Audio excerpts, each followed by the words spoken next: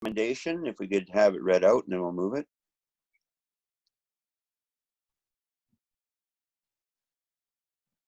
Thank you, Mr. Chair. Yeah. So the recommendations of the approved development variance permit DV 12B19 to increase the maximum lot coverage from 15% to 20% for the property described or the property at 1561 McDonald Road. I'll move it. Second. Okay. Any further discussion on the recommendation? Seeing none, Director Arbor, I'm in favor. Director Muir, In favor. then that carries unanimously. Now, Jake, is this the point where you want to vary?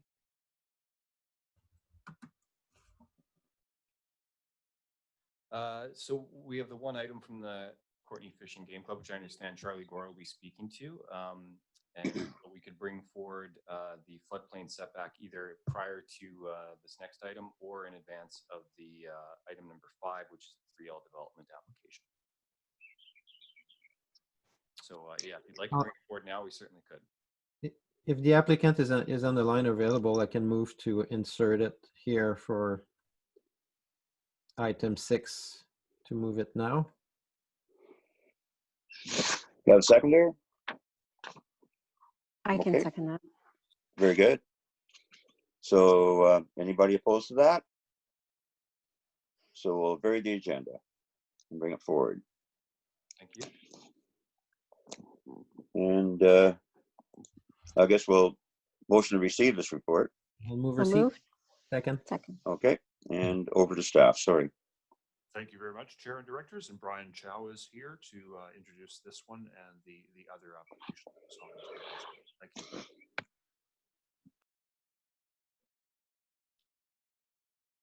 Okay, first of all, to the chair and through the CEO to the chair to committee members.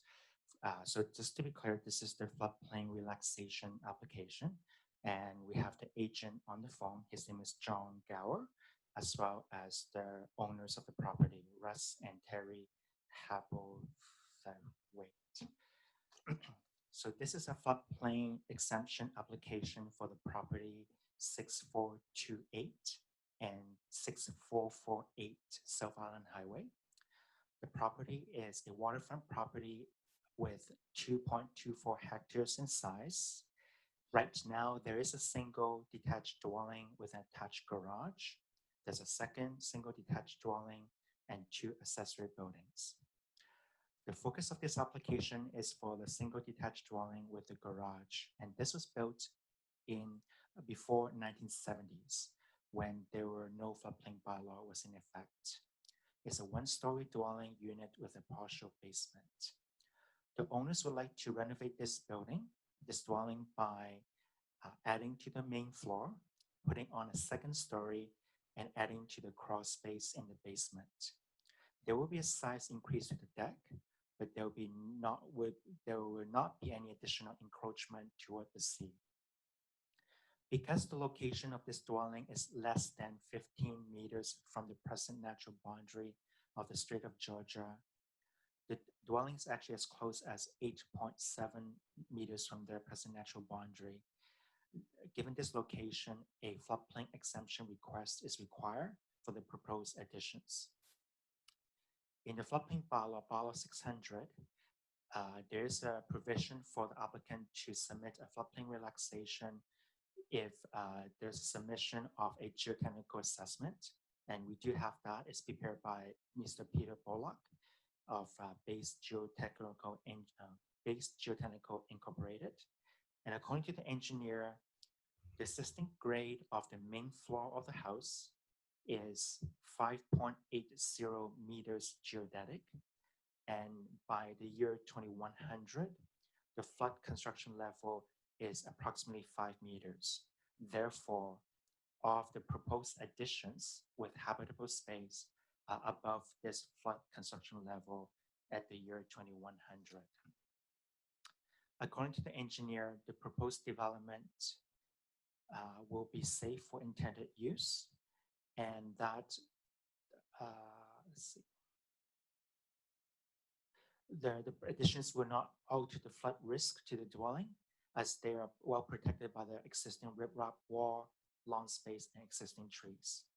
Should the CVRD board grant exemption, this bylaw requires the property owners to register Section 219 restricted covenant that releases and indemnifies the CVRD from liability in the event of any damage caused by flooding or erosion.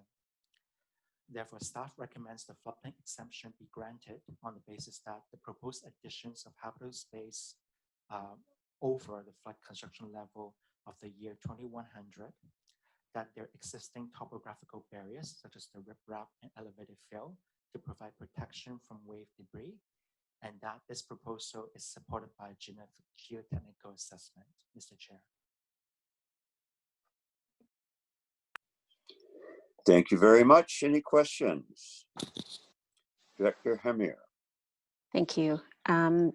Thanks to staff for the report. I'm just wondering what the recent floodplain or the shoreline mapping that the CBRD has been undertaking for flood risk and sea level rise. Is that been taken into account with, is it either through the geotech report or the flood risk report? Is there any reference to that data that we've been mapping recently? Okay, so I'll attempt to answer this through the chair to Dr. Hamir. As this proposal is in advance of any data or analysis that will come up from the shoreline coastal study, we're taking the same approach as given in the current bylaw, which is bylaw 600, which is adopted end of April, in which is a case-by-case review by the engineer, and the engineer has to buy with the Professional Association of Engineers in BC, where they have to look at the floodplain setback as well as the flood construction level at the year 2100 to ensure that any new development, or in this case, changes to existing development, will be safe even at the year 2100. So this application is advance of the studies and data that will come out from the larger study that we'll get later. If I could have just a subsequent for that, Chair. So I heard the floodplain setback for 2100 is 5 meters, and that the livable space is at 5.08 or something like that. But there is a crawl space or a basement area, and that potentially would be below that level. Yeah, okay, so that's through the chair to Dr. Hamir. Just to be clear, the flood construction level, that's the elevation of their buildings that have that you store damageable goods with. According to the engineer, the flood construction level at the year 2100 is 5 meters, so that's correct. And all the additions with habitable space will be 5.8 meters, and therefore by the year 2100, all the areas with habitable space will be higher than 5 meters. And your question is about the crawl space. Crawl space is not meant to store stuff, and therefore, even if there is flood water coming in, the water water should be able to exit as well. So there's a distinction in the floodplain bylaw where it's whether habitable space or not. The addition of crawl space is needed in order to support the additions on the main floor and higher. So therefore, even if there's additions to the crawl space, first of all, the addition to crawl space is behind the house, so it's farther away from much of the additions that's being proposed. And secondly, the crawl space is not meant to store any habitable, damageable goods where the flood water can get to. Thank you. Director Arbor, anything to add? No, I drive by that property all the time. It's one of those really nice Bainstown properties. And I think, yeah, all the reports did a really good job to explain why this is a good move, and the design is quite nice. And there seems to be some long-term thinking around the flood risk.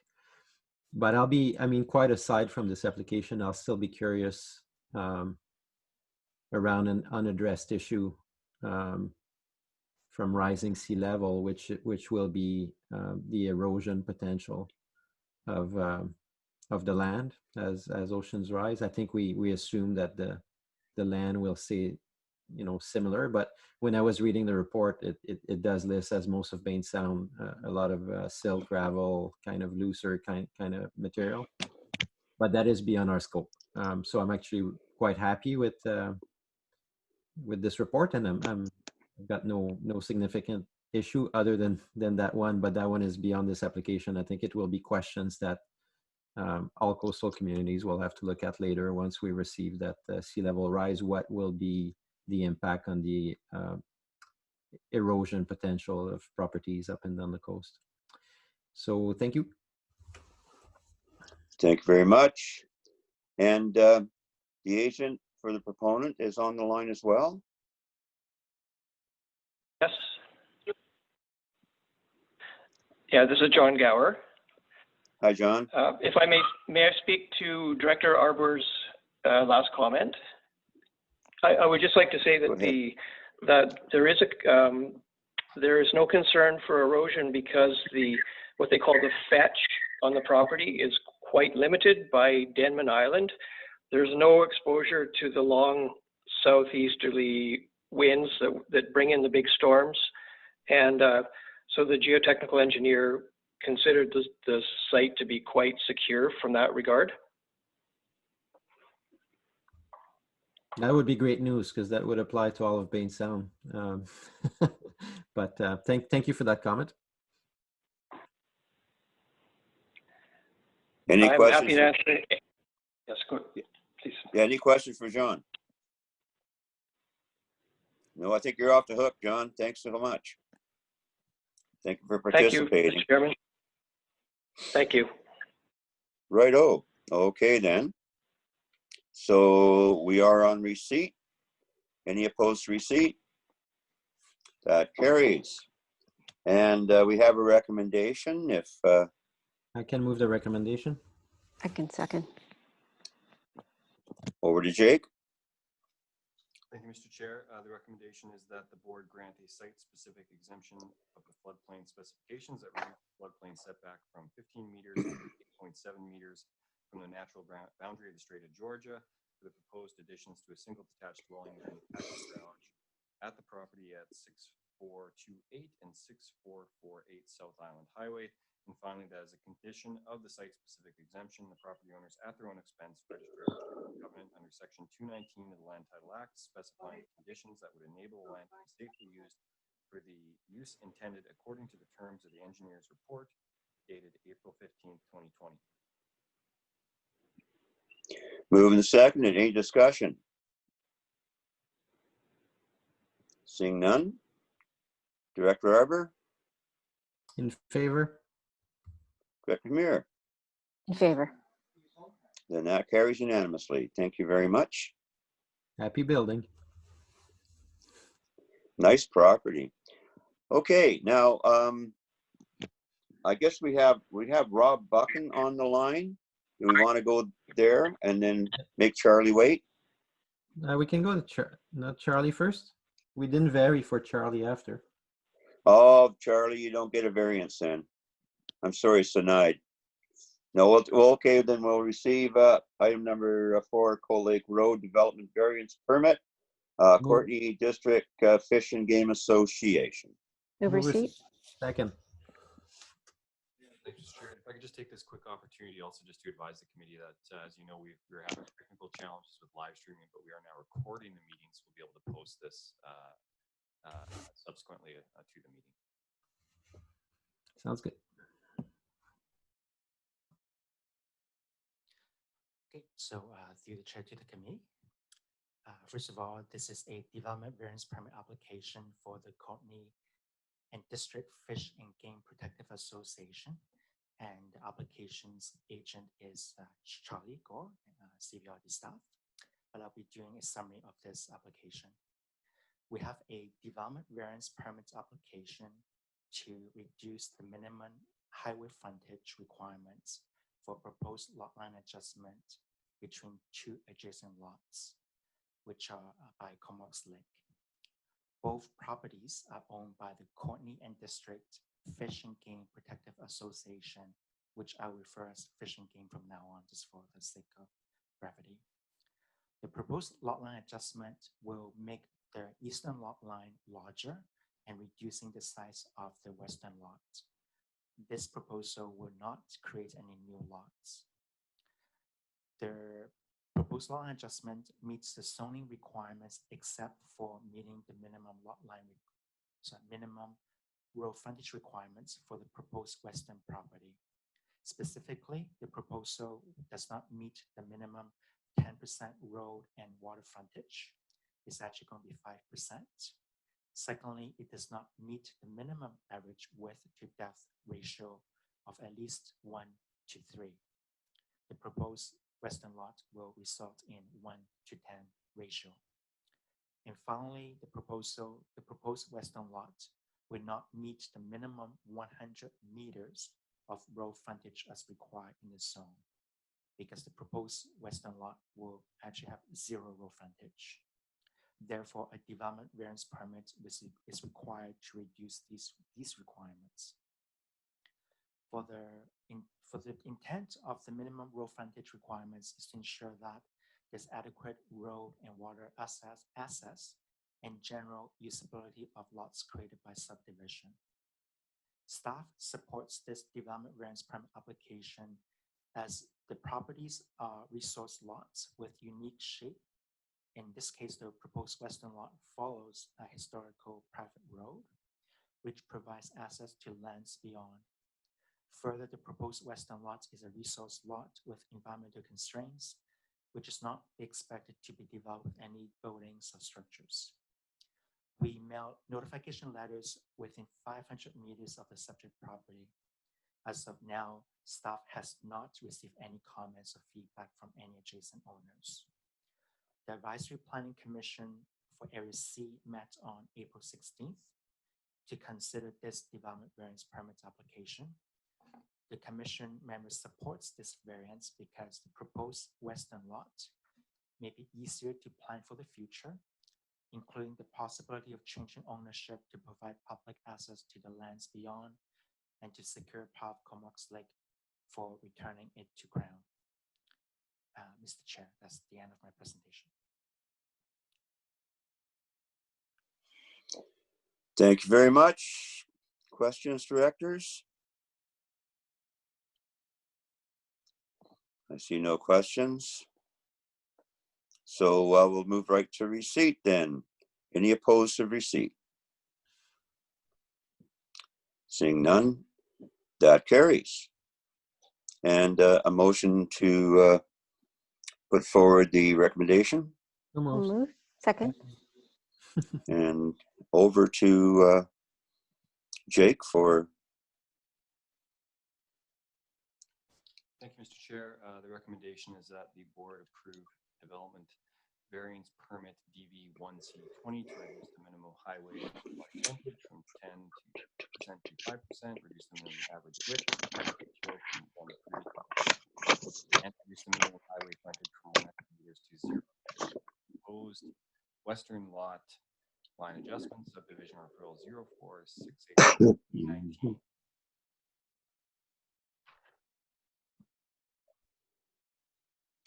Okay. Any further discussion? Director Arbor? In favor. Director Muir? In favor. Then that carries. Thank you. So Jake, we're going to bring forward Rob Buchan now. Correct. We've got Mr. Buchan in attendance here in the Civic Room, so he'll just join us at the table, and then staff can introduce the application. I'll move receipt. Second. Very good.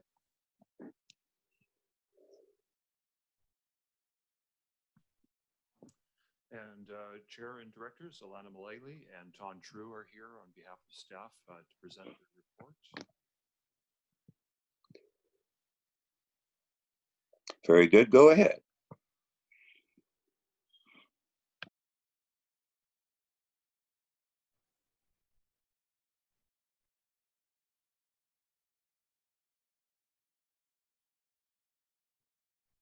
Is there new correspondence being received or?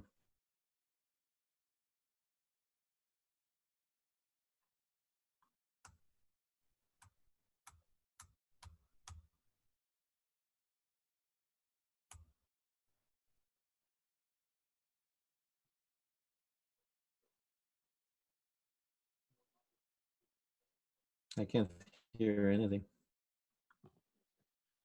Sorry, Chair and Directors, I just wanted to acknowledge that Mr. Buchan has a handout, but as it is not available to you, the directors, he will leave it as a record of his presentation after.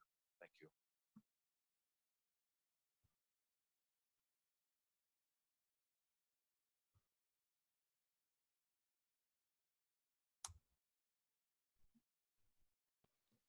Good morning. To the chair, to the directors, staff, Mr. Buckman. Jake, there's a presentation if you don't mind. Thank you. We'll need the mic way closer. Yeah, we can't hear you. Oh, yeah, there you go.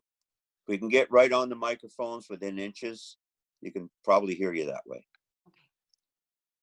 So this report presents an application of 3L Developments Inc. to amend the rural OCP and zoning designations of their Puntledge Triangle area lands. Jake, if you could move to slide 2, please. Thank you. So I've highlighted the properties that are affected by the application with a red star here. These properties total approximately 600 hectares area, and they're designated under 2 rural official community plans. The majority of the lands are zoned rural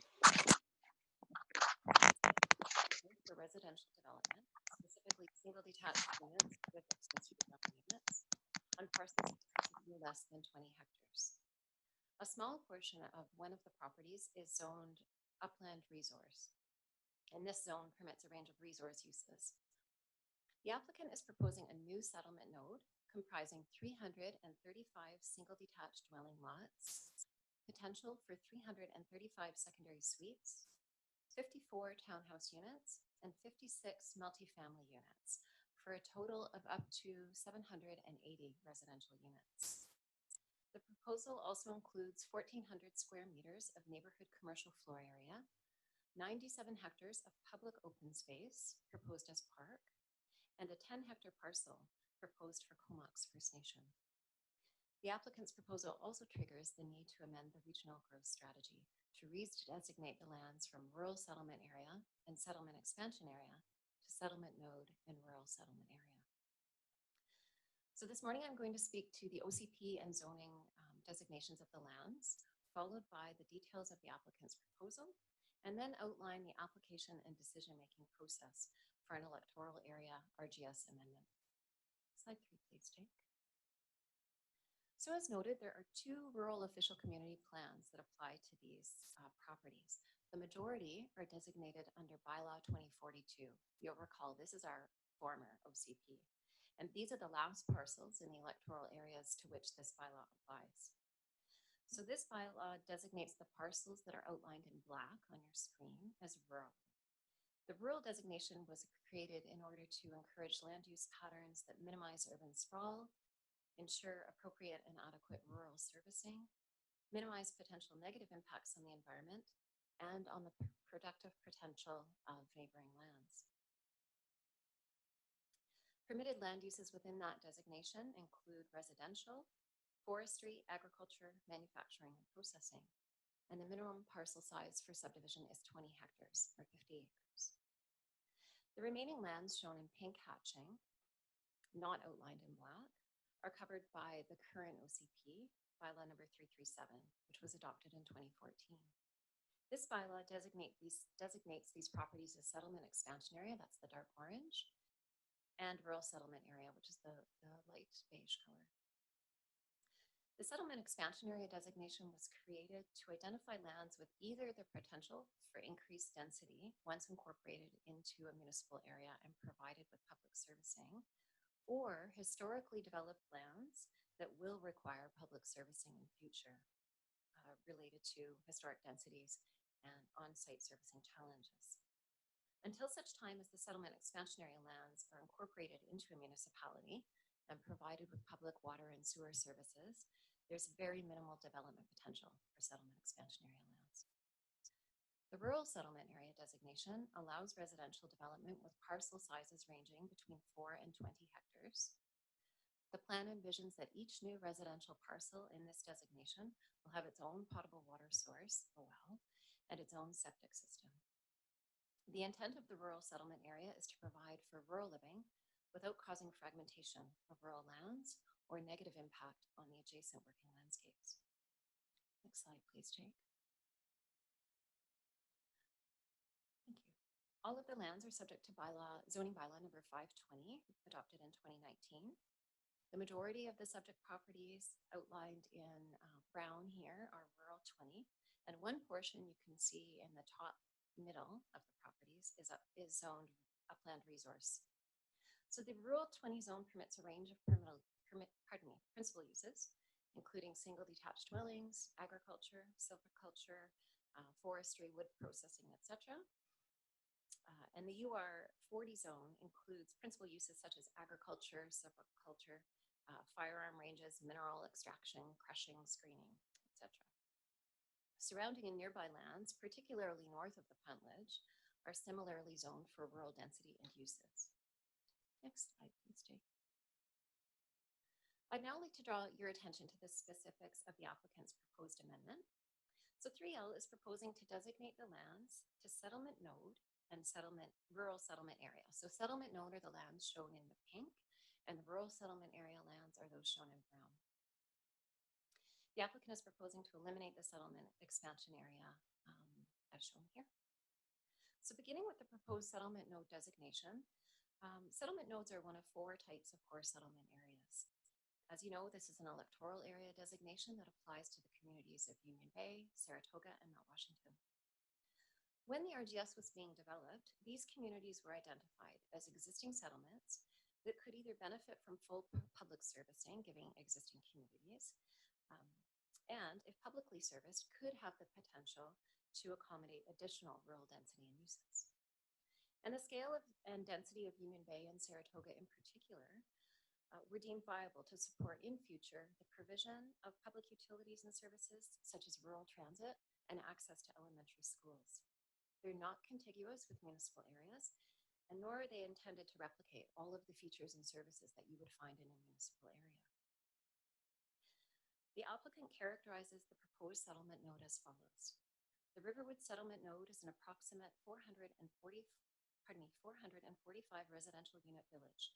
It incorporates a mix of housing forms, including single-family dwellings with secondary suites, townhouses, low-rise apartments. Within this mix, it is contemplated that there will be rental housing, social and assisted housing opportunities. Riverwood will be a compact village-scale neighborhood that will include opportunity for living, recreating, working, playing, and growing food. Riverwood is sited to protect the surrounding ecosystems and access to greenway, bikeway, and trail systems. I would just note that the applicant's reference to 445 residential units does not include the potential for 335 secondary suites. Although the applicant has submitted a concurrent rezoning application, no zoning has been proposed. Within the application package, it is stated that the community facility, along with trails, parks, and allotment gardens, will be provided as community amenities. And staff would just note that the board does have a voluntary community amenity policy that would need to be considered if and when the board seeks to advance this proposal to a zoning amendment. The applicant has also stated that a separate development parcel will be given to Comox First Nation, but there's no new OCP designation or zoning proposed to enable its subdivision from the balance of the lands or development with uses other than what currently exists. Next slide, please, Jake. So I'd just like to walk you through some of the specific elements of the applicant's proposal. And just to go over here, that pink parcel up in the top right corner, thank you, Jake. That's the piece marked Comox lot. And all of the green is indicated as public access land for public access. So in respect to water, wastewater, and rainwater management, you'll see here a location, and it's just to the left. It's a rectangular piece to the left of the settlement node parcels. And it's identified as proposed private utilities to be owned and operated by a private entity. The applicant doesn't provide any servicing details, however. Within the staff report, I've highlighted a September 2019 report that you received from engineering staff, outlining some of the factors to be considered in both supporting development that relies on privately owned and operated communities utility systems, and factors to be considered if and when you are approached by private utility operators with a request to take over service to a community. So at present, there are two CBRD utility operators, non-CBRD utility operators, serving a population with more than 300 connections in the electoral areas. And those, of course, are Union Bay Improvement District and Mount Washington. The majority of the private utility systems within the rural areas serve populations with fewer than 15 non-residential connections. As noted in engineering staff September 2019 report, there are very few opportunities for the CBRD to influence private utility decisions, despite the CBRD potentially being required to take over those utilities in the future. So to be very clear, the opportunity to consider whether development that relies on private utility servicing should be enabled is the OCP amendment and rezoning stage. There's no opportunity at the subdivision stage or the building permit stage. In respect to rainwater management, I'll just briefly say that there aren't any details proposed within the package other than the applicant notes that an integrated stormwater management plan will be developed. But the scale of the proposed development suggests that some kind of community infrastructure will be required to maintain the natural water balance of the lands. So that would likely either require development of a private utility or establishment of a local service area. So again, staff has highlighted in the past and continues to highlight some of the concerns with the long-term ability of a private utility to sustain this type and scale of infrastructure on behalf of a residential community. In respect to multimodal transportation, the applicant has provided a report from Bunt and Associates dated in 2009. I'll just begin by saying that the access to the property is proposed at Duncan Bay Main Road. And then there is a 10-meter wide access at the north portion of the property on Hogan Road, so providing access to the proposed Comox lot. Otherwise, there's no public access to the properties. So while the Bunt and Associates report proposes some ideas for reducing the reliance on private vehicles, it does not address how a greenfield residential development in a rural area achieves viable multimodal connectivity or overcomes the challenges of economies of scale required to achieve modal shift. I would just note that many of the ideas suggested within the report are outside of the control of the developer and the CBRD, and instead rely on external agencies to alter rural standards of service provision or require CBRD service area establishment. So if the board opts to refer these applications externally, then both BC Transit and the Ministry of Transportation and Infrastructure would be invited to provide comment. I'd like now to speak about parks, the environment, and climate change. The applicant, as I noted, is proposing a voluntary community amenity of dedicated land for public use, which includes Stoughton Falls and the bed of the Puntledge River. The application package states that approximately 97 hectares of land and the riverbed would be put into public ownership.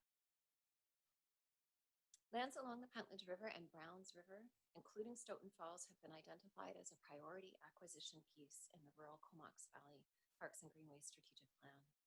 This large contiguous park size would address a gap in the current parks and greenways system for larger nature parks that could provide recreation opportunities, as well as provide sufficient size to protect wildlife habitat and ecological integrity.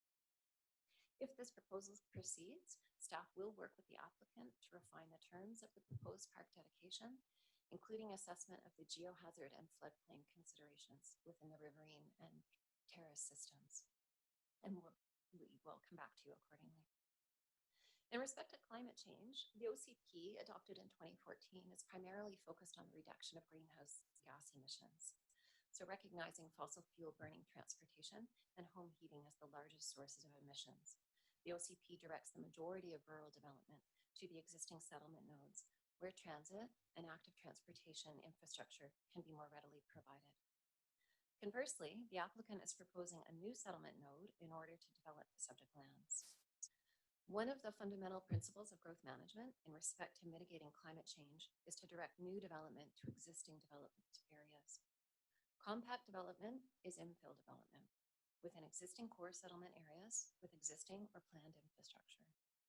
It is difficult to suggest that greenfield development in the rural area on the fringe of a municipality is anything but urban sprawl that detracts from the ability to make the most efficient use of already developed lands and infrastructure. In respect to housing and affordability, the applicant states that the creation of a new settlement node will augment housing supply and therefore contribute to increased affordability within the valley. The applicant does not provide any detail on how the proposed housing units will be made affordable.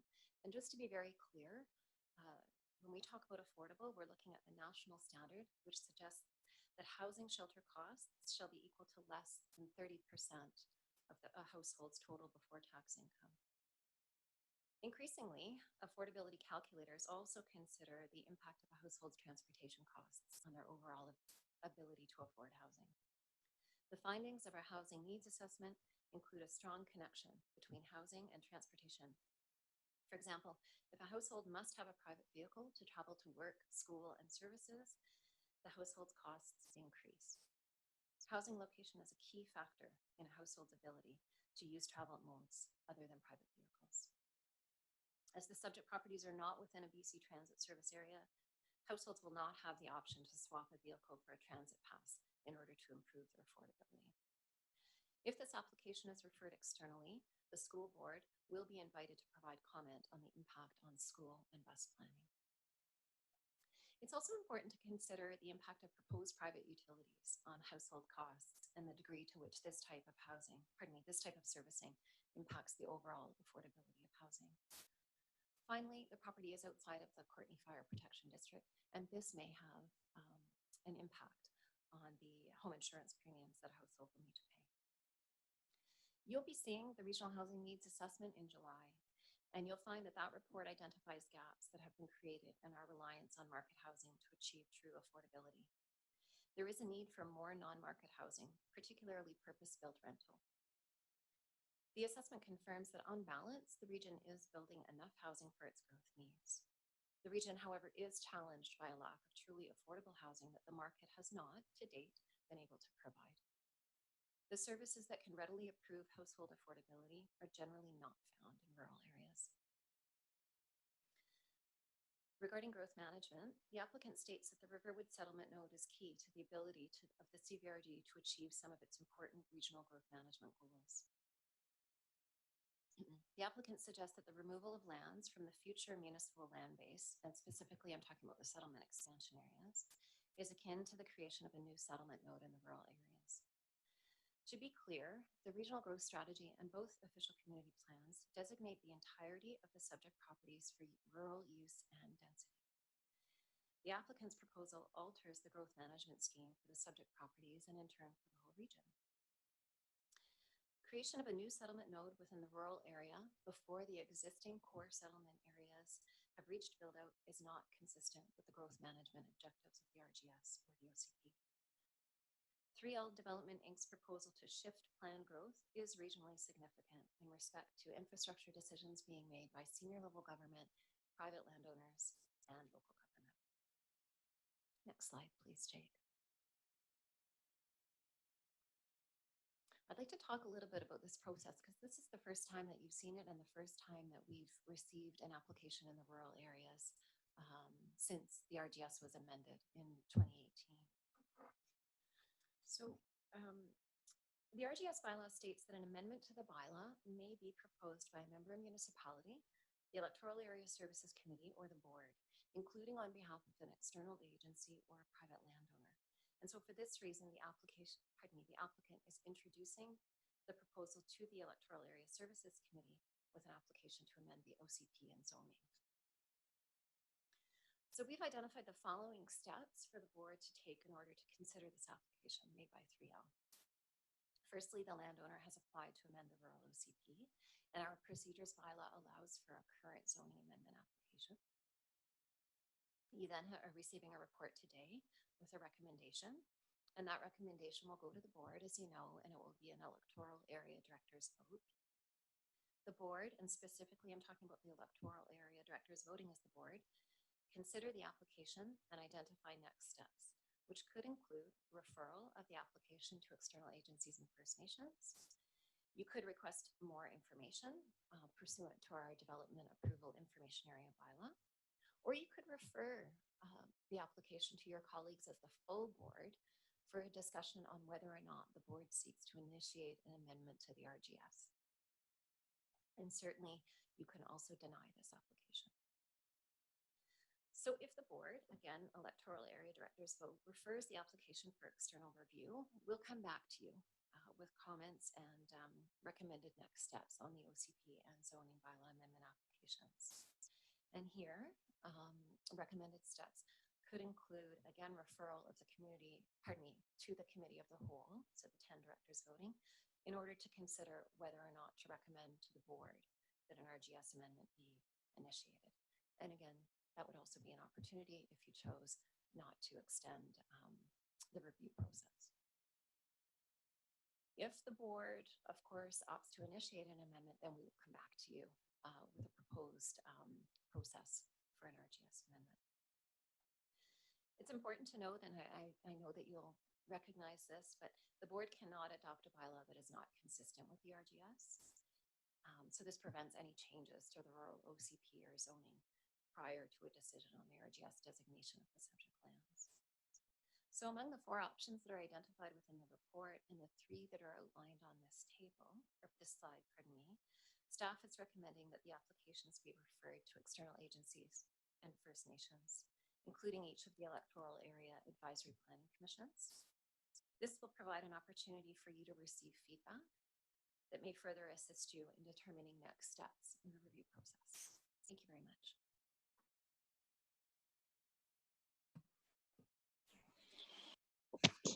Any questions from directors?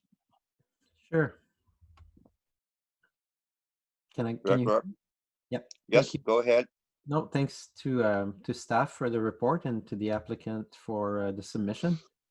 It occupied a great part of my weekend to read the 248 pages, and I must say I was relieved when I realized that 50 of those pages were actually transportation and road schemes. That saved quite a bit of reading. So yeah, no, everything's clear, and I think I find myself agreeing both with the pros and cons outlined in the report of embarking on this. On balance, maybe I would like to hear from staff a little more on the. I mean, it seems fairly simple. If the application was denied, it seems like it just says that the file would be closed. And partly why I've been leaning a little bit that way over the weekend is it feels like we really have our hands full with the 3 settlement nodes and the regional growth strategy. I think over the last 10, 15 years, the board has learned how difficult it is to manage the proper development of those existing settlement nodes. And I feel it would stretch us even further to consider a new settlement node, which again has all kinds of servicing issues from a public perspective.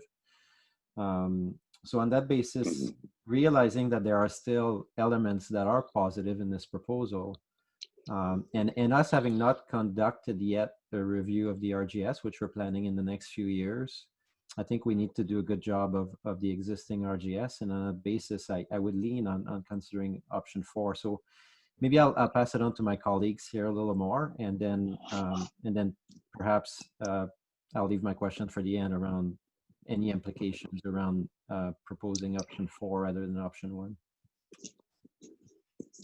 Mr. Chair, just to confirm that Mr. Buchan, the agent for the applicant, is here and does have a presentation and a rebuttal to the staff report as well. Oh, that's great. So I'll look forward to hear from the applicant as well. Thank you. Right now, we're looking at questions for Alana. I don't have any questions for Alana. I think she's brought up a number of issues, and I think I'd like to hear the applicant's response to those. Okay, if that be the will, then I'll throw it back to Rob Buchan to see and welcome him to the table, I guess, where you can actually see him. Oh, there he is. So welcome and fire away, as they used to say. Thank you and good morning, Mr. Chair, directors and staff. I am Rob Buchan and I represent 3L in its application to amend the OCP and zoning bylaw. I did bring supplemental information, which is basically this presentation, so you have a written record of it. I want to apologize. There are a few typos on it. I intended to put all my weekend in it, but I was dealing with the arrival of my first grandchild, which caused a little bit of a distraction, and I'm looking forward to meeting her for the first time this evening. I'd like to begin by providing some background, my background as it's relevant to this application. I am a planner and a retired CAO with over 30 years of public service. I have had the good fortune of working on quite a number of projects that ended up with awards and that were regarded as quite innovative. And these include areas such as interface fire hazard management, affordable housing, food system planning, trail planning, and I've done research on the costs and impacts of sprawl. And in part, I suppose, because of how well those were received, I was elected to the College of Fellows in the Canadian Institute of Planners in 2009. I am trained in planning, urban land economics, and public administration. And recently, I completed a PhD with a dissertation examining local food system planning. This is an area of professional and personal interest that is reflected in our proposal. Most importantly, however, I have a great fondness for the lands in question. I was raised in the Comox Valley, and I have spent many summers at Stoughton Falls enjoying the river for swimming and fishing, and I can tell you that it's better swimming than it is for fishing. It is a true Comox Valley treasure that needs to be preserved. And this is really a major motivation for my involvement in this project. I think there needs to be a solution, and we'll discuss the options. So the current land use policies and zoning would allow this property to be degraded through forestry and aggregate extraction. And while these uses are important and necessary for communities, in my opinion, they're not in the public interest in this location. This proposal would preserve and protect the most important parts of the property. There are two ways to preserve and protect the property. It can be rezoned with parkland and environmental protections provided as conditions of the approval. Alternatively, it can be purchased with parkland. And to be clear, 3L's preference is to have the whole property purchased for parkland. It would welcome that. And we realize that would be a very difficult thing to do. And we believe our proposal is a sound alternative and one that meets many regional goals and policies. So I'm thankful for the opportunity to participate in this meeting with you and to address some of the points in the staff report, comprehensive staff report. I also want to express our desire to work with you to make changes to the proposal as may be necessary and desired, and to follow up with additional information as requested. And I want to say I'm personally grateful for the professionalism and assistance provided by your staff. First, I'd like to address a number of the report's discussion points, and we'll then finish by addressing the policy support for the proposal that I find within your RGS, OCP, and transportation and parks and greenways plans. I hear the point about wastewater management and the previous staff report that notes that many wastewater utilities are challenged, and it's concerns about the state sustainability of those utilities. The previous staff report you received last year on that points that to many of these issues are because they're developed under old regulations. But we have new regulations from the province. And there are success stories with these new regulations around the province with very, well-functioning private services. We have been in construction and have a non-disclosure agreement with a well-known and capable manager of the wastewater and water services. But the bottom line is we understand that the province regulates this, and that current regulations are working. The report raises the question as to the number of residential units. Our proposal requests approval for 445 residential units, 335 being single family with suites. This is the conventional way of describing single family dwellings with secondary suites. However, we agree with the staff report that it is appropriate to recognize that secondary suites are discrete residential units. And in fact, we would suggest that it's appropriate to describe those units as purpose-built rental units. As such, if approved, Riverwood would perhaps be the development with the largest amount of purpose-built affordable housing rental units in the Comox Valley. The staff report notes that the current designation is rural and it is tended to minimize urban sprawl, and that was addressed by Alana earlier. This is a concept that deserves some discussion. The term urban sprawl is often used and in a pejorative way, understandably. However, it is a contested and loaded term with no universal definition. I looked over the weekend to find a number of definitions and found several online, and I've included them in my record of the presentation here for you. But the common aspects are low density development on greenfield sites.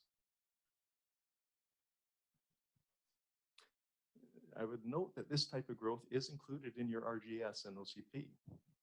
A good part of settlement and urban expansion areas are essentially greenfield developments, greenfield sites. In terms of density, our proposal is relatively dense. Of the 46 hectares of land proposed for residential development, there are 780 residential units, which equates to a density of about almost 17 units per hectare. That's about double the density of typical residential neighborhoods. The issue of greenfield development was examined during the process for preparing the Canadianized Lead for New Development Standards through the Canadian Green Buildings Council back in 2007 to 2010. I was an invited member of that working group. It was determined that we could not meet the need for new development in Canada without greenfield sites. The result, if we tried, would be a lack of supply, which would greatly exacerbate housing affordability. And we see that is already an issue here and in many other places in BC.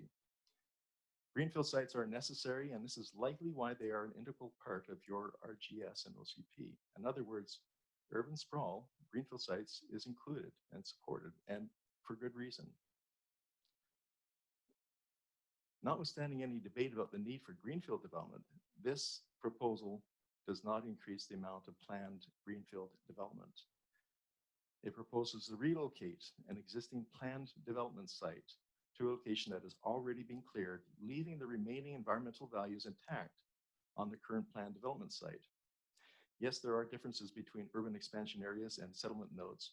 And in some part, these are largely jurisdictional, i.e. whether they are developed as part of a municipality or within a regional district electoral area. In both cases, the uses remain the same. And that's what an OCP looks at, is land uses. Arguably, this proposed settlement node is similar geographically to an urban expansion area because of its proximity to the city of Courtenay. In terms of access to the main urban center, it is also the closest greenfield site, making this one a better fit with many of your regional goals and policies compared to other settlement nodes.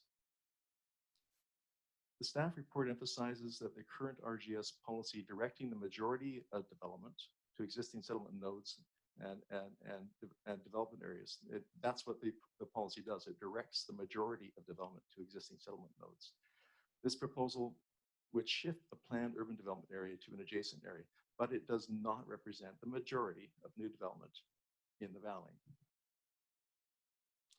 The staff report raises some concerns about 219 covenants for ensuring buildings are constructed to the Built Green certification program, and it identifies the Energy Step Code program for energy efficiency as a preferred alternative. One concern raised is the administration and enforcement of covenants. We would gladly accept not having to register the covenants to that effect.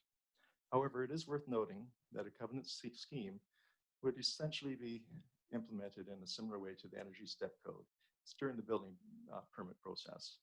Both allow your building department to ensure that plans submitted for construction would meet either the Built Green standards or the Energy Step Code. But there's a difference here. The Energy Step Code is focused on energy conservation. Build Green is a broader mandate, including other environmental matters like construction materials and waste management. These are complementary, not binary options. Both can be implemented. With no additional administrative burden, the 219 covenants would result in development that is more environmentally responsible than simply using energy step code. Onto the topic of affordable housing. The report states that our proposal does not include any details about how proposed housing units will be made affordable. I am pleased to address this further. Housing is made affordable in a number of ways. Excuse me. One primary way is through an adequate supply of housing units so that a supply-demand imbalance does not drive up prices. Our submission addresses this very important point and references a local support citing the lack of supply in the Comox Valley as driving the local affordability issue. To be fair, this is an issue found in many communities on Vancouver Island. Housing unaffordability is increasing. It is critical that local governments ensure that there is adequate supply, not only to meet growth needs, which I understand plans to do that, but sufficient also to provide supply to keep prices down. That is really the key. This proposal would assist in that effort. With respect to affordability of the units themselves, beyond the supply issue, as the staff report indicates, the proposal includes up to 330 secondary suites, 54 townhouse units, and 56 multifamily units. These combined represent 58% of the housing units proposed. In the Comox Valley, the 2015 average economic household income was just over $89,000. The average lone parent household income was almost $49,000. And of course, that was 2015, and prices, income levels will have gone up some over the last 5 years. Using the CMHC definition of housing affordabilities, 30% of gross income, these average incomes equate to $2,225 per month for the average household and $1,220 per month for the average lone parent household. And I went on to research rental rates for apartments and suites in the valley, and they appear to be in the range of $900 to $1,400 a month. And all of the secondary suites in this development will be affordable units for the average household, and as well as most, if not all, of the lone parent households, average. With respect to the affordability of townhouse and apartment units, reviewing the current listings show a range of prices of saw $225,000 to $474,000, not including luxury market, with a cluster of around $400,000. At a 3% interest rate, it would cost about $2,218 a month to service a $400,000 mortgage. That is within the average income of the average economic household in the valley. Therefore, it is reasonable to conclude that all of the apartment and townhouse units will add to the stock of affordable housing.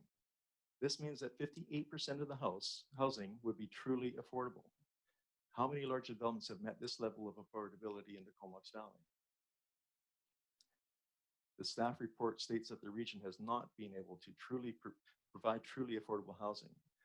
Our approach to affordable housing will succeed in addressing that failure and will do so without government funding. The benefits of a secondary suite affordable housing model are considerable. First, affordable housing is provided in an inclusionary way. They are part of the community rather than being segregated on their own to different parts of the community. Secondary suites double normal neighborhood densities in a largely invisible way. They provide income to the homeowner, and that income can serve to make their home purchase achievable and affordable. And secondary suite affordable homes do not take a government bureaucracy to operate or maintain. I developed and implemented the affordable housing program in the city of Langford, which had some success, but I can tell you the effort of providing 60 affordable homes over a period of about 4 years took a great deal of staff effort, administrative effort. Secondary suite model doesn't do that. It doesn't involve the government. Staff report identifies policy goals regarding climate change and GHG emission reduction. To reduce energy consumption and GHG emissions, the development will include a neighborhood shopping complex that can be easily accessed on foot from all of the residents. Further measures to address GHG emissions and climate change include building solar-ready homes, providing transit facilities should BC Transit decide to provide a service in that location. And that does happen. They don't have one there now, but with enough demand, they may well. Providing bicycle facilities and electric car charging stations in the commercial center. We completely agree with the staff report's assertion that shifting planned growth from urban expansion area to settlement node is regionally significant in terms of local government investment decisions. By changing from planned urban expansion to settlement node, which has wastewater and water infrastructure 100% privately funded, local government funds are freed up to invest in other areas. This is beneficial to the taxpayer and allows local governments to focus on other investment priorities. We have presented our proposal as shifting planned growth, and this is fair and accurate. We would note, however, that this geographical shift is very minor. It would be moved from one side of the Puntledge River to the other side across a greenway and park that the region wants and that the developer would provide. We have addressed the broad land use policy goals of the RGS and OCP and suggest that this proposal advances current planned urban growth, but in a slightly different place, proximate to the planned growth in the current OCP. In addition, the staff report points out that the proposal would meet objective 2.2 of the Parks and Greenway strategy. We appreciate this being recognized. We'd also like to point out that there are other very important regional goals and policies that this proposal would facilitate. These are described in Appendix A to our proposal, found on pages 13 to 19 of the agenda package. Our proposal facilitates many regional goals and policies, and in some cases, without the development of the Riverwood lands or the purchase of the Riverwood lands, some goals may not be possible to achieve. For brevity, I'll summarize these goals and policies. As I said, they're in your agenda package. First, the RGS notes the need for affordable housing. This proposal delivers this in a very large, effective, and positive way, both in terms of new supply, but also in terms of affordable housing. Two, the region's transportation plan calls for a road and bikeway link through the lands. This proposal delivers this at no cost to the taxpayer. Three, the proposal realizes one of the key parks and greenway goals. Four, the proposal realizes the goal of riverfront access and trail development. Five, the proposal is for an environmentally low impact development as it would occur on logged and cleared land. Six, the proposal will contribute to local food production with the adjacent lands being improved for farming and with the provision of allotment gardens for residents to use, so they can farm and grow food where they live. This proposal supports First Nations economic development goals, and we look forward to working with the Comox First Nation to define that.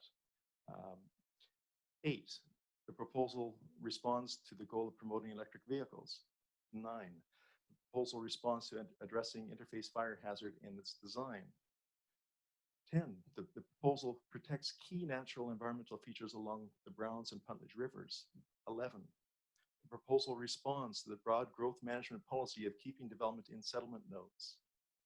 12, the proposal responds to residential intensification goals through the inclusion of secondary suites, townhouses, and apartments. And finally, 13, the proposal provides opportunities for living, working, playing, and shopping within the lands, as well as growing food where people live. In conclusion, the Riverwood Settlement Node is key to the ability of the Comox Valley Regional District to achieve many of its important regional growth management, parks and greenway, and transportation goals. The plan is consistent with many of the CVRD's growth management policies. It would be an important measure to start addressing the housing affordability crisis that is developed in the valley. It does not create additional planned settlement areas. Rather, it shifts planned growth from one part of the property to another. Finally, with the Riverwood Settlement Node, a very important and cherished part of the Comox Valley will be protected from potential resource extraction activities and to be accessible for public use and enjoyment. And we know how much the public wants access to this place. It's an ongoing issue. So I want to thank you for the opportunity to present our proposal, and I look forward to continuing a very positive working relationship with your staff. And I'm happy to take any questions. Any questions for Mr. Buchan? Daniel Arbor. Yeah, thank you. That was a very good presentation, and I think summarized the larger application as well. And many good points were made. I have to say I totally fully agree that secondary units are actually providing a lot of the affordable housing that the valley needs. I may diverge in the sense that we already have secondary unit opportunities in both the rural areas and the municipalities, and that hasn't filled out yet. So I'm not sure if you know, if the case for doing a greenfield development that looks like that when we have so much current and future opportunity, including in the existing settlement nodes, would move the dial in a way that that we can't achieve with existing stock. So that's probably for a bit, you know, a bigger conversation. But I do realize that was one of the key tenets that you put forward. So I do appreciate the concern and care in trying to help address the affordable housing issue in the valley. And so, yeah, so I guess I just wanted to maybe reply to that. And then on the transit, you know, maybe the general feedback I will give to the applicant is, it is a difficult time right now as a result of what we're living in the world. You know, municipalities and regional districts are going to be stretched with resources. And we do have significant developments already that are taking many years to hit the ground across the valley. Cumberland has some, the regional district has some, both Courtenay and Comox. So we are already handling a lot of fairly major developments across the valley. And you have to start wondering about capacity, financial resources, and overstretching municipalities and regional districts. So those are the things that have stayed in the back of my mind, and I don't think have been addressed. But I'll pass it on. But I thought that was a very professional, very good presentation. I do appreciate it, and I look forward to hear from my colleagues some further thoughts. Thank you. Thank you very much. Any Director Hamir? Thank you, and thank you to Mr. Buchan for the presentation. Yeah, I will echo, you know, the need for smaller, affordable housing. So yes, secondary suites do help to fill that. But I wanted to go back to your comment about your providing of services, both waste and water. And you had pointed to some examples of other communities where large projects like this had private running facilities. Would you be able to maybe point to which ones those are? Yes, well, locally you have Mount Washington. Speaking with our engineer, I'm told that this is done very effectively now in many places in the province. I appreciate this is a significant concern, and we'd be happy to commission a study to review that and provide as an independent review for your consideration. It is a fair point that this is during the OCP and zoning time. This is your opportunity to get some comfort with that, even though it's regulated by the province. So we'd be happy to explore that further. Yeah, so you know, I think having facilities like those built to code and obviously meeting provincial standards is just basically where the bar is right now. My concern is in, you know, for the future, are you developing a strata title? How are these facilities going to be paid for in the future for upkeep and maintenance, and if standards change, if they need to be upgraded, where is the funding for that going to be coming from? A really excellent question. And to be completely fair and honest, there's a lot of details that we haven't worked out yet. We have enough comfort that this can be done. Strata type, doing a bare land strata so the entire place is paying into those services is a logical approach. But if we get the green light to proceed with this, we will engage and provide that information from independent sources in a much more detailed way. But the intent is absolutely for those services in an ongoing way to be provided by that development. That means that they'd be providing through their fees sufficient funds for replacement in the future as well. Okay, so I guess those costs also have to be added on top of the mortgage fees. You very briefly mentioned improving land for farming and food security in the area. Would you be able to elaborate a bit more on that? Because I didn't see that in the proposal. Thank you. So if you take a look at the settlement node, around the settlement node is a corridor which would be used for interface fire hazard access, walking, as well as allotment gardens along that corridor. Beyond that corridor is another area which is basically we would be improving for agricultural purposes. We'll have an opportunity, we have an agrologist that has reviewed the soils, and in the agrologist's opinion, there is good opportunity there for farmland to be developed. So this would be a positive contribution towards that. We're going to have the opportunity, as it should be allowed to proceed with this, to take a lot of the organics and turn those into soil amendments as the development progresses. So our goal here is to, what we envisage is for residents to be able to have allotment gardens on the perimeter of the property, and that is serving as I guess a functional buffer to the farm use that then surrounds the entire property. I would say that this is more of an old European model where farmland has not been removed from the face of where people live. We went through looking back in time as we went through the industrial era, and our land uses separated and fled the city. We went to single-use zones, and we've only in the last couple of decades realized that was a mistake. But we've still largely separated growing food from where we live.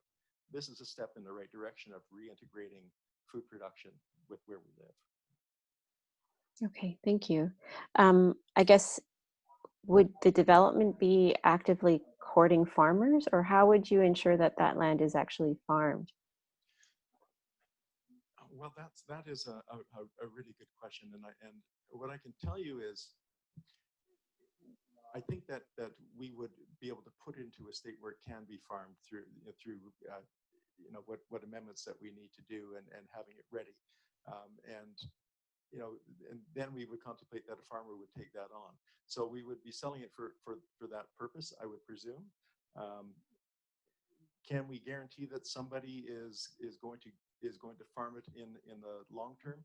No more than we can guarantee that somebody will live in a house there. But we can provide the opportunity and make sure that it's suitable and adequate for that purpose. I can explore that further, and I'd be happy to explore that further. But that's my initial thoughts on it. Okay, and just one last question. I heard the comment from staff around fire risk to this development. Would you like to maybe elaborate on what you think the development might do to mitigate the fact that you are in a forested area, that it's quite far from a local fire department? What do you envisage? Great, thank you. So the design of the neighborhood was done with that in mind. So in terms of protecting development from fire, first of all, the inland highway provides a fire buffer. Secondly, the farmland would provide the second fire buffer. And thirdly, the perimeter trail allotment garden scheme would provide access for defense. So those are three major design elements that would allow us to deal with that. And fourthly and finally, in terms of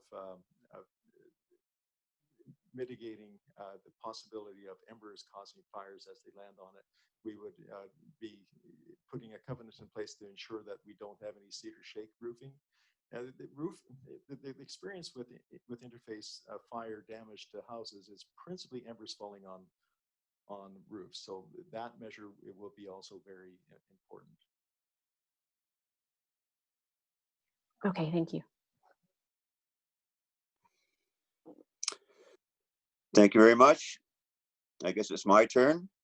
First of all, Rob, congratulations on the arrival of your granddaughter. Thank you.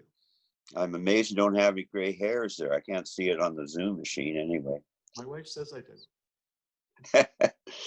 And yeah, I have a granddaughter, and I'll tell you, she's a constant source of amazement and joy. And for some reason, they tend to like their granddads. Congratulations. Yeah, I heard a little bit about some of the newer ideas, but as you do know, this project, at least the vision of it, has been ongoing and on the back burner for quite some time. I believe, you know, we were just in the beginning stages of writing regional growth strategy when we had the Great Recession hit.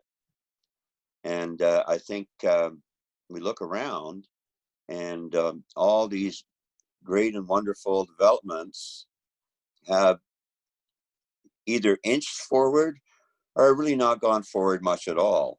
And here we are, you know, 12 years on from the beginnings of the regional growth strategy. So, you know, we have the Cayette in Cumberland, we have Kensington Island or Union Bay now, and down the south of us.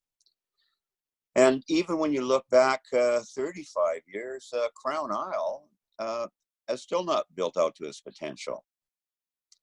So in all honesty, especially in light of the current events and economic setbacks, do you see this on a 20-year timeline? Is that what you're looking at? Because I would have doubts about the market right now for investment of this sort. So I would tend to, you know, encourage my colleagues to look at this as a long range project. And when you put it in that light, it's not, you know, some of this stuff we may actually grow into it over 20, 30 years, rather than looking at it as an immediate or near-term development. So I just want your honest opinion of what you see as the timeline on eventual build out of this project. Thank you, Chair. You've raised a number of interesting points there. Notwithstanding the planned developments within the valley, there is still a supply issue, and the housing affordability, unaffordability is an increasing problem, which means that through the development and approval process, there isn't enough options, and you know, Comox Valley is not alone in this. To be able to get real supply to deal with the balance demand so that prices aren't driven up, that requires a number of options, not just one or two or even three providers that will put out development, you know, according to their own time frame. So having some competition and having a number of options, I think, is important. So far, the Valley and many other places has not been successful in having sufficient supply to deal with that.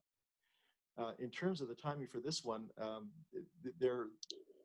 there is a party, a very good builder who is hoping that this gets moved forward to approval because they want to get in there and they want us to be building in this. They love the site.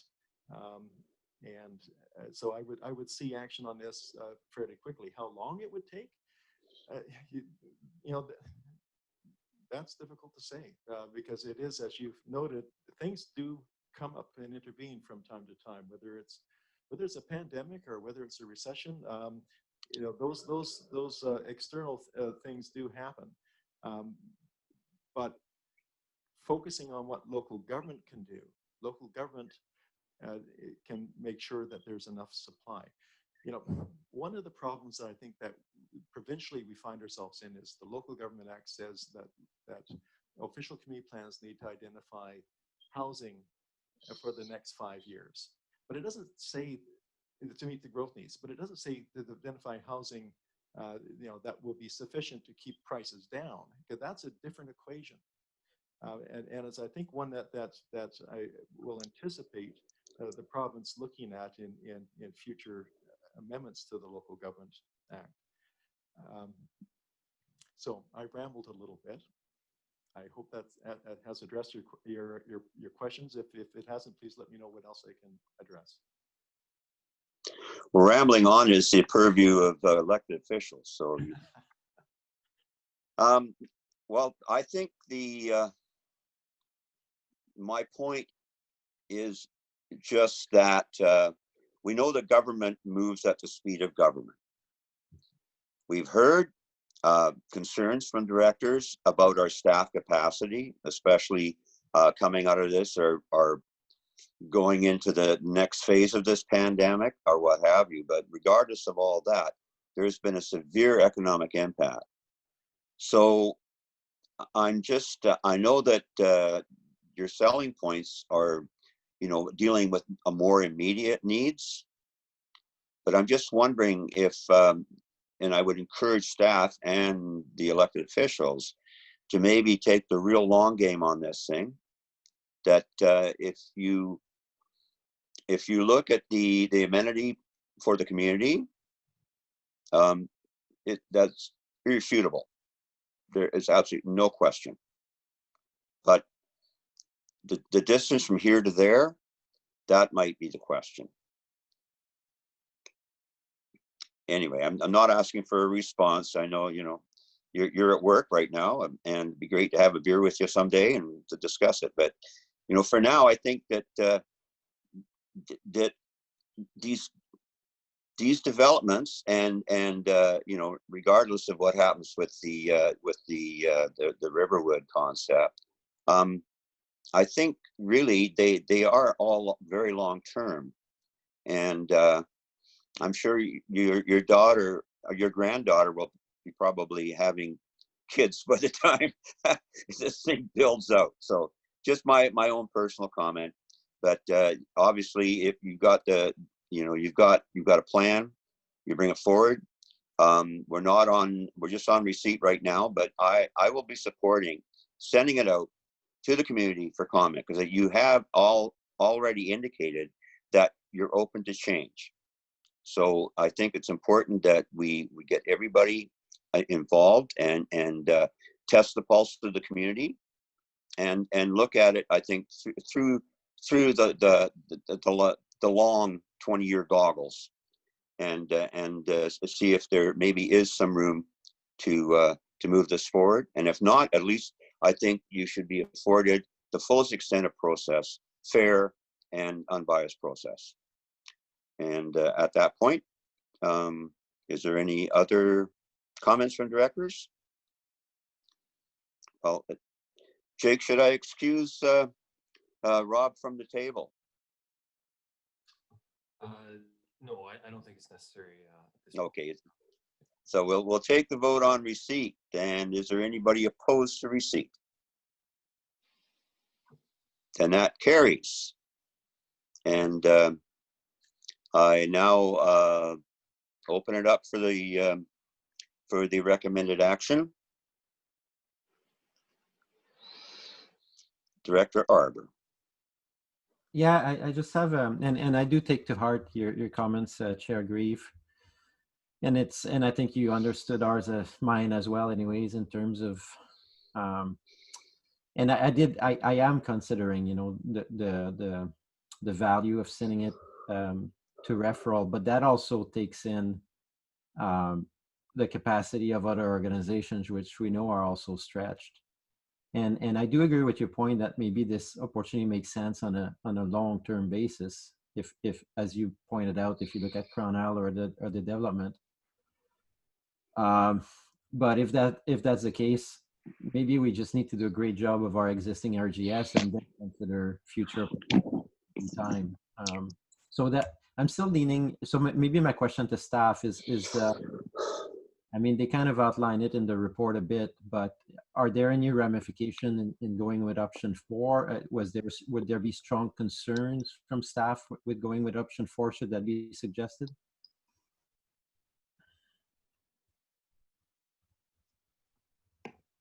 Through the chair and the directors, thank you, Director Arbour. So option 4 being a recommendation for denial. Correct. What we've tried to do here is lay out the options relative to the package that's been put in front of us. So as Mr. Buchan has noted, there are some gaps in Can you come closer to your mic? Much closer. Thank you. The external referral would allow you to hear from other organizations about what their needs are and what information they might need in order to inform your final decision. But certainly a decision of denial at this point is entirely your discretion. That is, the OCP and the zoning bylaws are completely discretionary. You're under no obligation to move an application forward. Your only obligation under the act is to consider the application, which of course is distinct from RGS. So,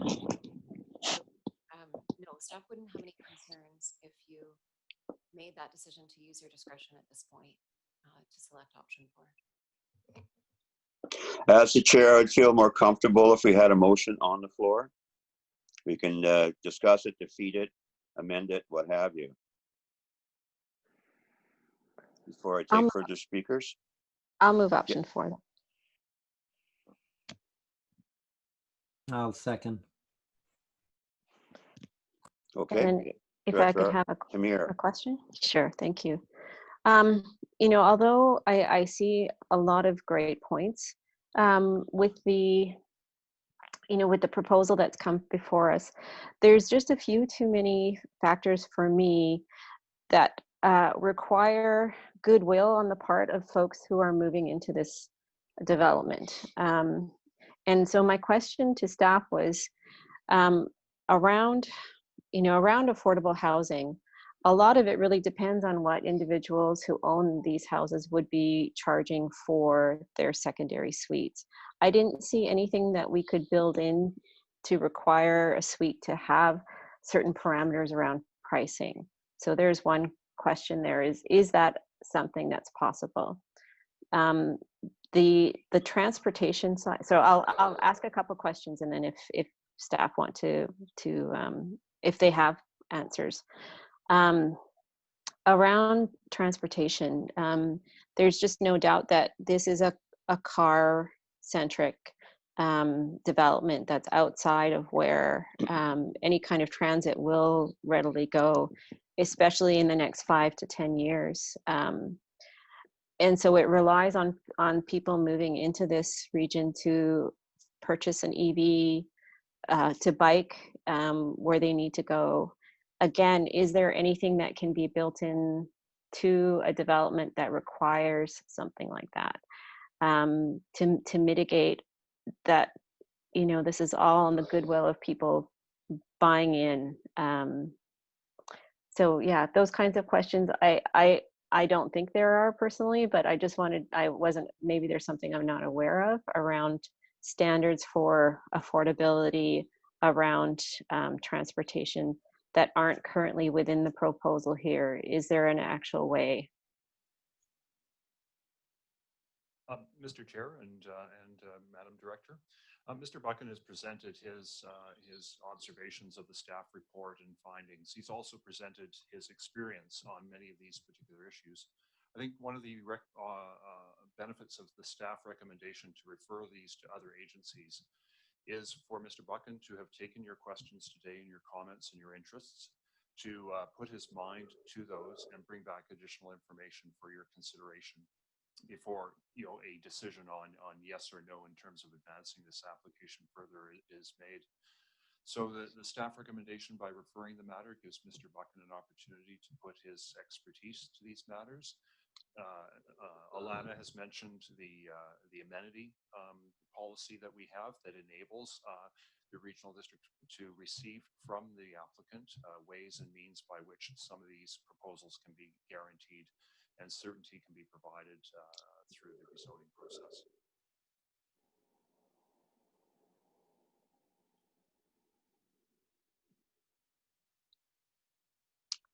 Any subsequent, Director? Okay.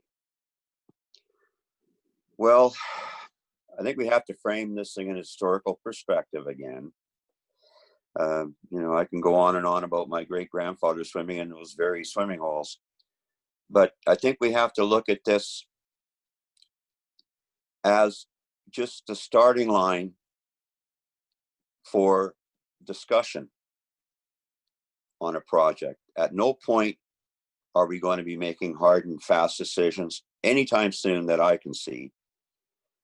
Especially when we talk about, reduced capacity and challenges we have with existing developments that are on our table. That being said,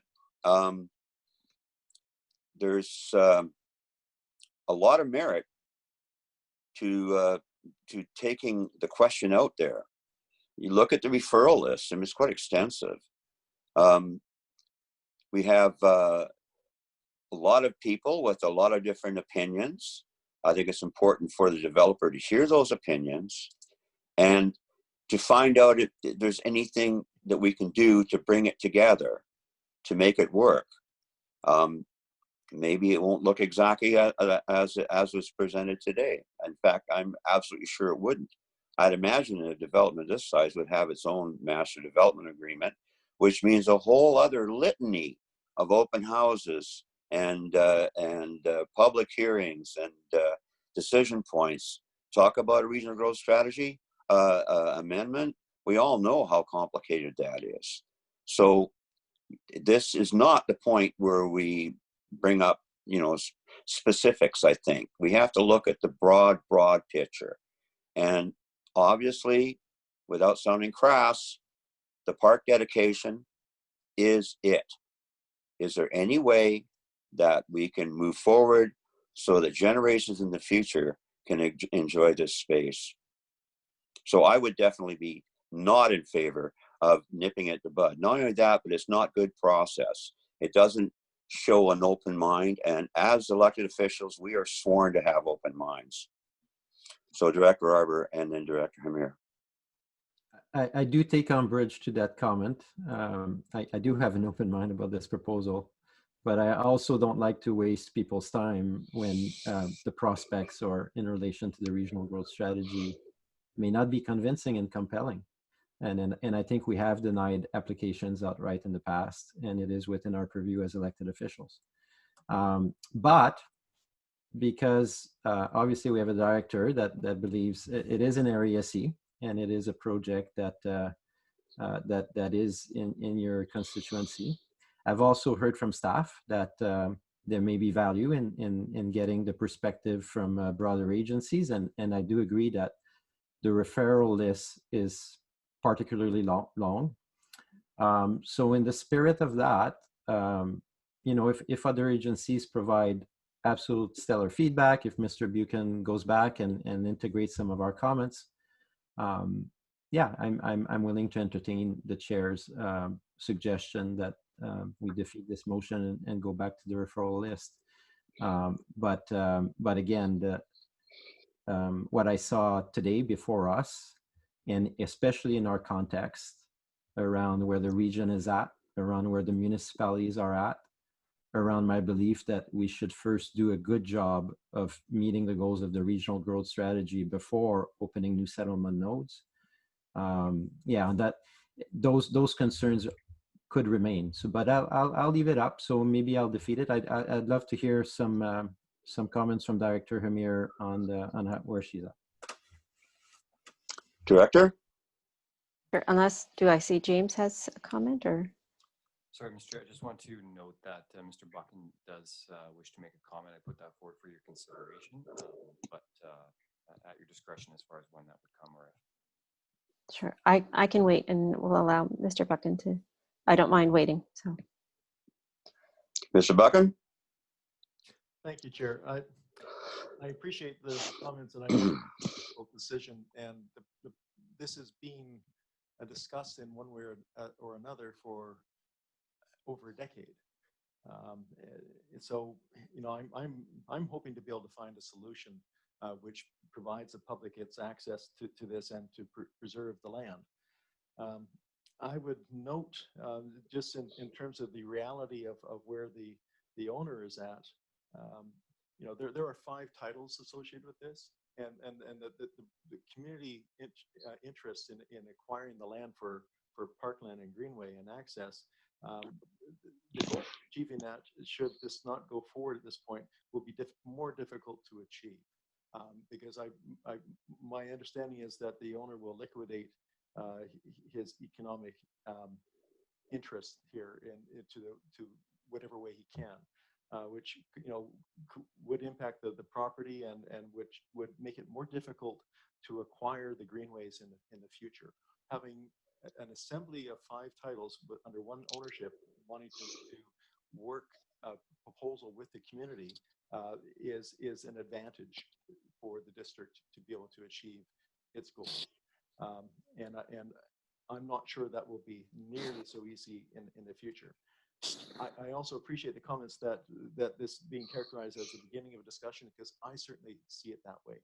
I'm hoping that that's the case, because you know, we have a great willingness to address the concerns that have been raised and to find innovative solutions to them. And I know that there are innovative solutions which would be really interesting and you know, a good effort to undertake. So, you know, we have a spirit of desire to work with you and the staff and the community.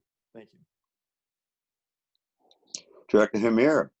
Great, thank you. And I do appreciate that last comment, because quite frankly, you know, I when I saw the application, I mean, a lot of work has gone into it, obviously, over the number of years that this proposal has been coming forward. But what I saw didn't really meet and tick the boxes that were necessary for a development. And I wasn't even looking at parkland and access to Stoughton Falls. I'm looking specifically at this development and where it's positioned and how it's going to impact the community. Very much too, as what Director Arbour said, how it meets the regional growth strategy or doesn't. So question to staff was, if this was refused, I guess pros and cons of if it is denied, there's always an ability for the application to come back in a different form. But what are the pros and cons of it being denied and coming back versus now just being referred and then readjusted, if you don't mind?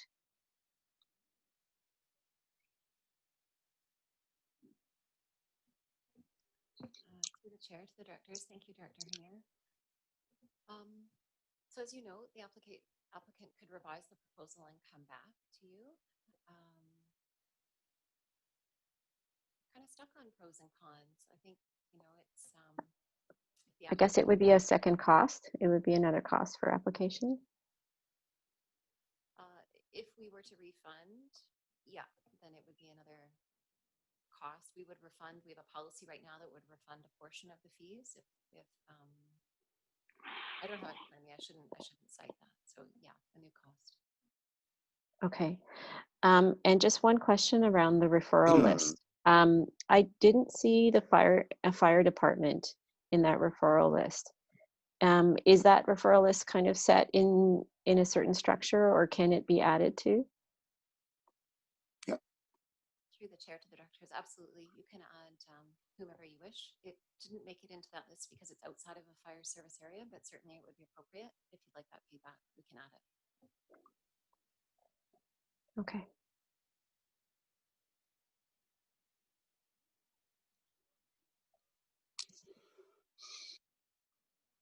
Okay, so yeah, I don't want to go on it at length.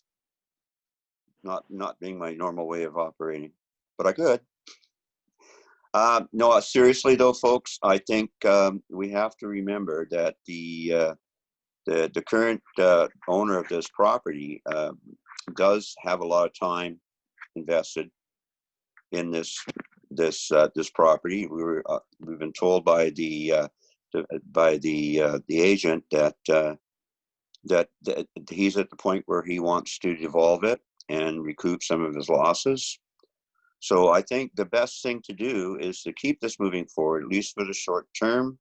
We are at the starting gate. There's one heck of a lot of it's not a 100-meter dash. This is more like a 440 or 800 meter. Or I'm thinking that it's a long process. If the proponents have the patience to move at the speed of government, because that's what we do, and even slower right now because of the fact that we do have this pandemic. So I strongly recommend that if we can just send this out into the community, get some feedback. I think there's a good opportunity for compromise. There's a good opportunity to come up with something that would work again in the long term, and certainly to the benefit of future generations. Director Arbour? Thank you. I do believe government can work at the speed of light if option 4 is selected, but at the same time, yeah, I would not vote. To be honest, I did receive Mr. Duke. My vote will not be influenced by the ownership of a property, because at the end of the day, we're talking about the regional growth strategy, which is, if we started making decisions based on who owns what these days, we would be all over the place. So that argument rings quite shallow for me. The status quo is fine. The status quo, the zoning for these parcels are good as they are. But again, in the spirit of going to the broader community, that argument resonates more with me, to get some perspective, perhaps from Comox First Nation, from other agencies, from our fire department, and all these guys. If Dr. Grief feels that strong, I'm willing to vote against the motion I seconded, and send it back to option 1.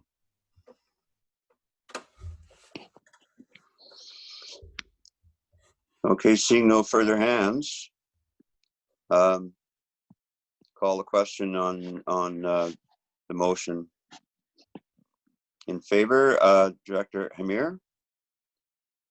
I'm still in favor. Yeah, I'll leave it there. Director Arbour? Thanks. I will go back and vote no. And I vote no as well, so that's defeated. And I will now move option 1. I'll second. Okay, option 1, first and seconded. Any further discussion on option 1? Do you want to read it out then, Jake? Sure, please. Or a summary thereof? Yes. So the motion is that the Comox Valley Regional District Board endorse the agency referral list as outlined in Appendix A of the staff report dated June 10th, 2020, and direct staff to commence the external agency referral process for the properties, and I'll note their PID 000866792, 000866814, 003922308, 003922391, and finally 003924033. As part of the proposed amendments, CP1C20 and RZ1C20 to bylaw 337 being the Rural Comox Valley Official Community Plan, bylaw 337 2014, and bylaw 520 being Rural Comox Valley Zoning bylaw 520 2019. And finally, that the Comox Valley Regional District staff consult with First Nations in accordance with the referrals management program. Do we need to make it part of the motion to include the fire department or the? Mr. Chair, you might, yes, and just refer it to the manager of fire services to work. Yeah, was that? Fire departments. Okay. So I propose an amendment to that effect. Agreed. Second. Friendly. Okay. So, call the question again. Director Arbor, In favor. Director Muir, In favor. I'm in favor. Thank you very much. Where does that take us? So are we at the Mount Washington Fire? Because I don't have the agenda in front of me, No, we just got written down. Pedestrian bridge. Oh, pedestrian bridge report. I'm looking forward to this one. I'll move receipt, community parks. I'll second that. And over to, Doug DeMarzo will be joining us at the table to provide this report.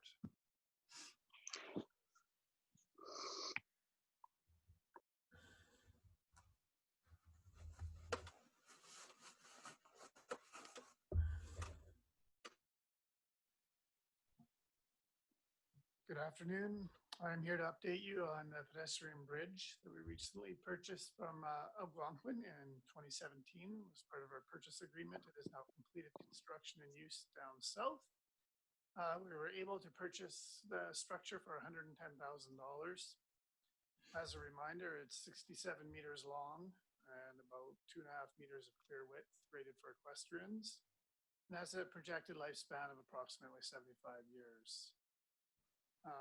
At this point, we do not have a permanent location for the bridge, and we will continue to work to find a permanent location for this bridge or portions of it as our Parks and Greenways strategy develops throughout the years.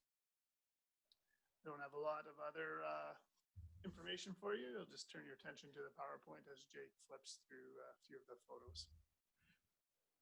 As it's stored at the Waste Management Center, as far as I know, we're not being billed yet. That's all I have for you today. Any questions?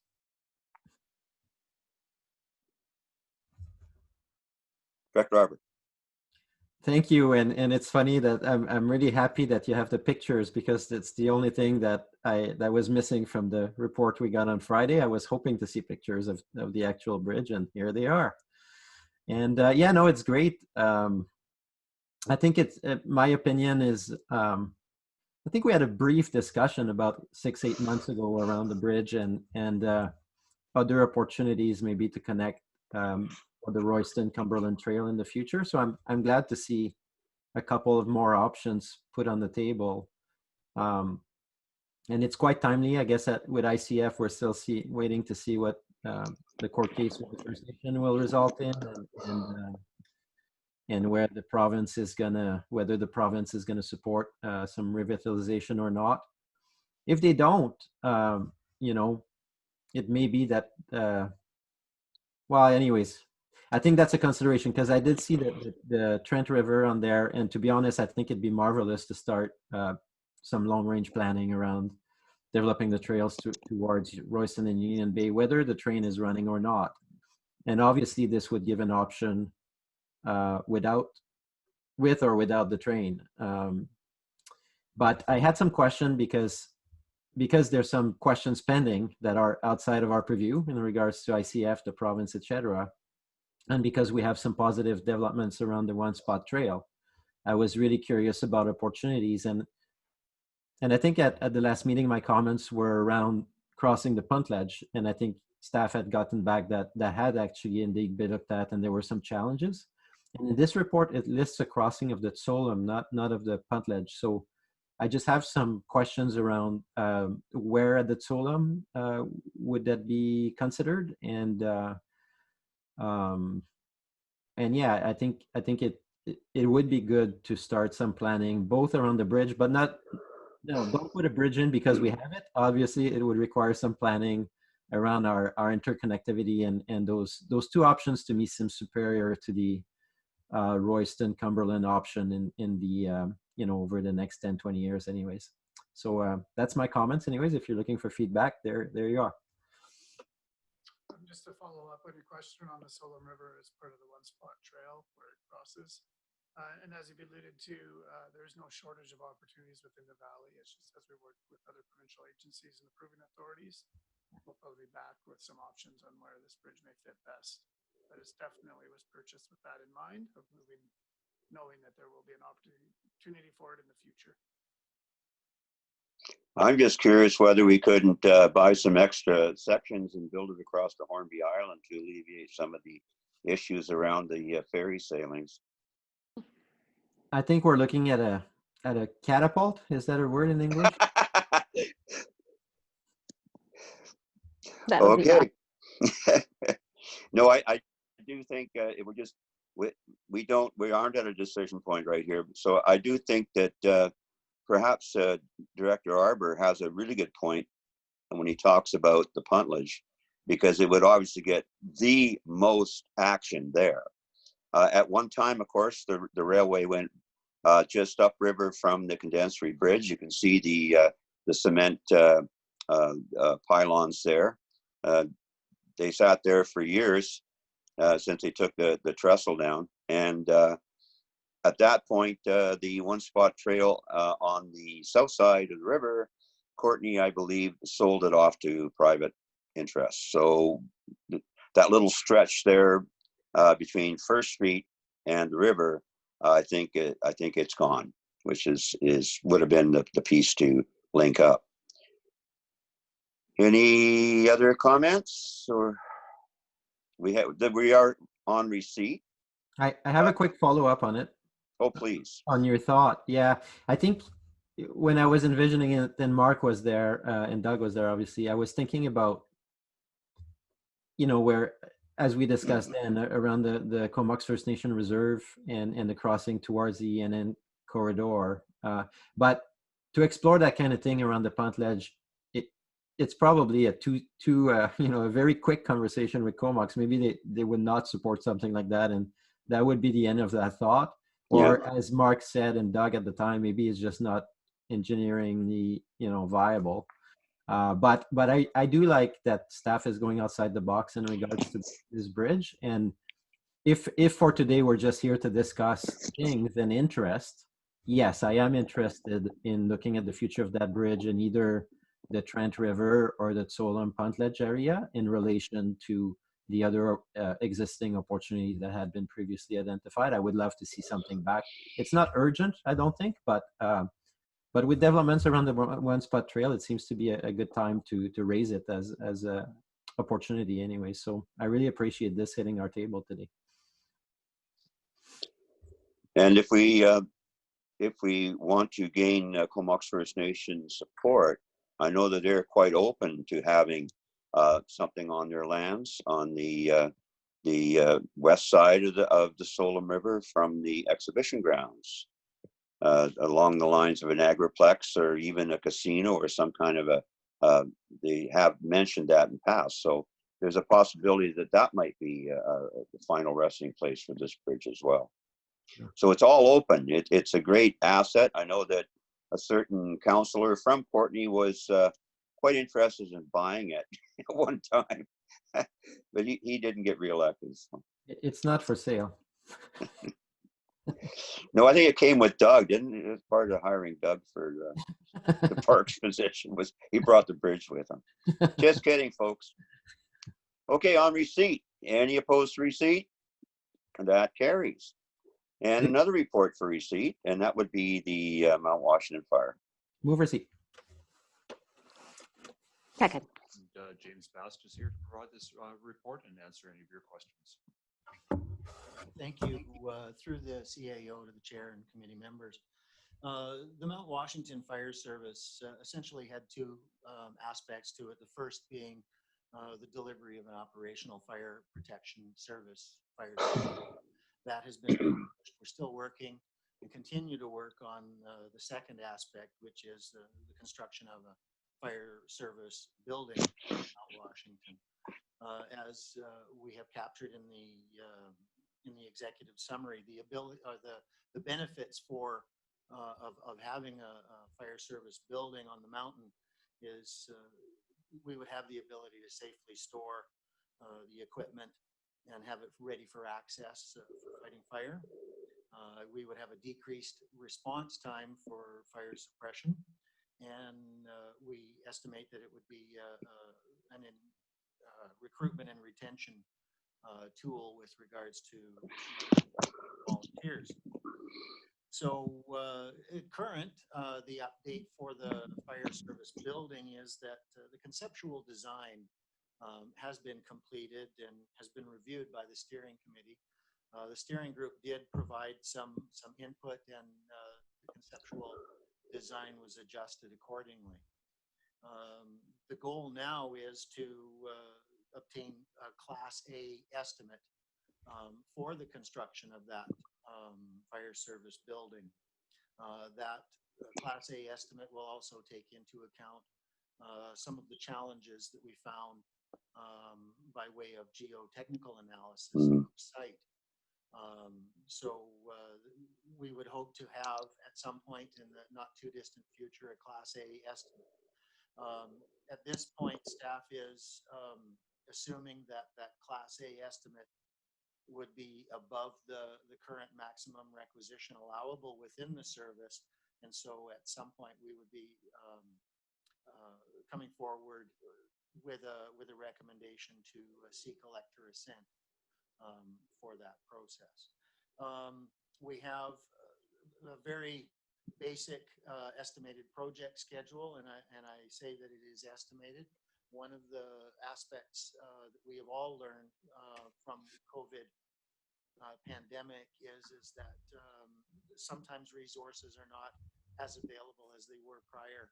And so in the context of some challenges, this is an estimated schedule, and but staff continues to move forward. This continues to be a high priority, and we will report back to the board as progress is made. I'm available for any questions that you may have. Any questions, directors?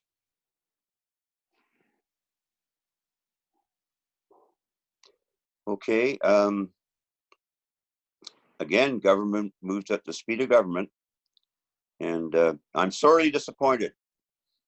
That's okay, James. You're doing a great job. I understand that it's never easy, and the geotech thing, I think there was fear about that right from the get-go because of the unstable slopes and stuff. So it is what it is, and at least it's moving forward. So thank you very much for doing this report. So on receipt, anybody not in favor? And that carries unanimously. Now, I believe we're at the portion of this program where we're going to adjourn to in camera. I can move to go in camera, but I would request a break if that's possible. Of course. Second. So, moved and seconded, adjourn to in camera. Anybody opposed? That carries. So we'll call a quick bathroom break. How about 7 minutes? Sounds good. Oh, Thank I'm you. old.